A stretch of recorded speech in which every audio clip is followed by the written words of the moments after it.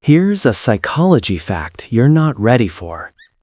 The more love you give a man, the less he wants you.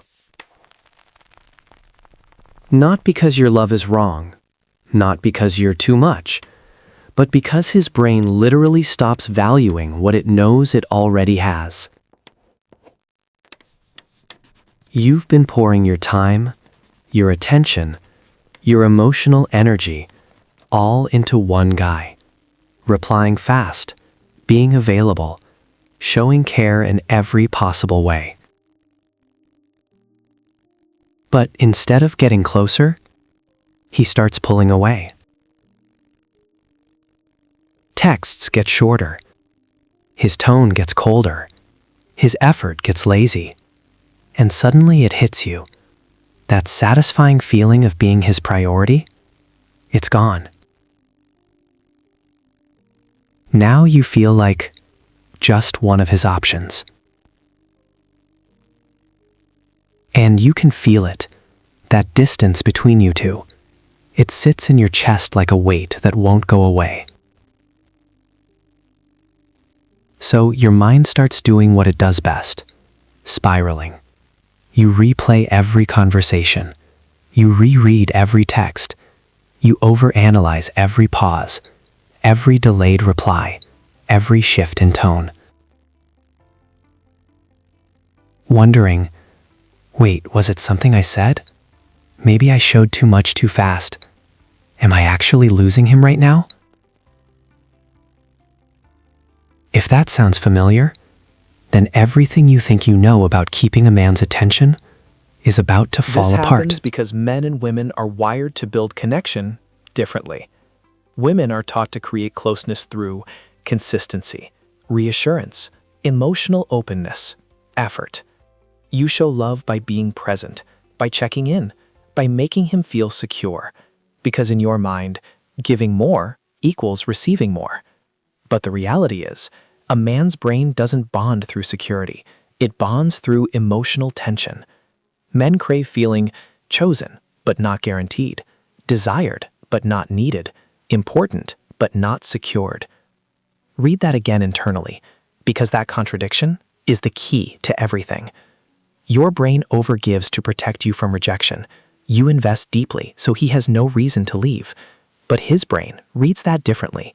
Inside a lot of men lives a validation-hungry kid wrapped in a grown man's body. Every compliment feeds him. Every extra effort reassures him. Every time you prioritize him over yourself, it inflates his ego just a little more. And every sign you are more invested than he is confirms he doesn't need to try harder. Because when a man can predict you, he stops chasing. Not because he doesn't like you, but because nothing's at stake anymore. If he knows you'll forgive fast, stay loyal no matter what, always respond, always be there, the emotional tension dies, and tension is what fuels attraction. Your brain thinks consistency builds love, but his brain says predictability kills desire faster than rejection ever could. Now here's where the power flips. When he pulls back, and instead of chasing, you go quiet. You don't argue, you don't beg, you don't demand reassurance. You simply withdraw your energy. You create a vacuum, and ego hates vacuums. His mind starts racing. Why isn't she reacting? Did I push too far? Is she losing interest? Your silence doesn't feel peaceful to him. It feels threatening, because this is the exact moment obsession starts forming. Women fear abandonment. Men fear irrelevance. He's not panicking because he lost you. He's panicking because he might not matter anymore. And that thought hits straight at his ego. Your silence becomes a mirror, and in that mirror, he sees the possibility of being replaceable, of not being prioritized, of not being special, and the male ego struggles to tolerate that reflection. His brain doesn't process your withdrawal as peace, it processes it as a status threat, and the male ego will fight harder to reclaim status than it ever fought to earn love. Let that sink in, because that reaction isn't romantic, it's psychological. If that hit you, good.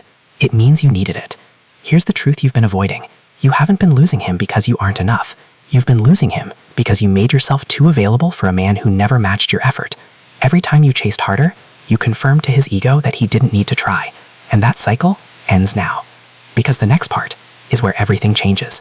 This is where you stop reacting and start shifting the dynamic. So here's what actually changes the whole dynamic. And no, this isn't about playing mind games. It's not about manipulation, and it's definitely not about becoming cold. It's about breaking predictability, strategic withdrawal. One habit, one principle, one rule. Match energy, never exceed it. Let that sit, because most women do the opposite. They overgive, overtext, overexplain, overinvest, hoping it will inspire him to step up, but psychologically, it does the reverse. Matching energy looks like this: ending conversations first, not always being available, pulling back when he pulls back, responding warmly but not instantly, being kind but not overextending. And most importantly, you do it calmly. No drama, no emotional speeches, no ultimatums, because emotional reactions feed his sense of control. Calm detachment disrupts it. You leave him with unfinished emotional business, and unfinished emotions keep people up at night. When someone feels they've lost access to your warmth, their brain starts replaying you, reanalyzing you, revaluing you. While he's confused, you reinvest in yourself, your body, your goals, your peace, your routines, your life outside of him. And something subtle begins to shift. Now. And here's the final piece of this psychology, the part that changes everything internally. Because the real psychological power move isn't making him obsessed, it isn't triggering his ego, and it isn't proving your value to someone who couldn't see it consistently. The real power move is becoming so emotionally solid that whether he obsesses or disappears, you still win.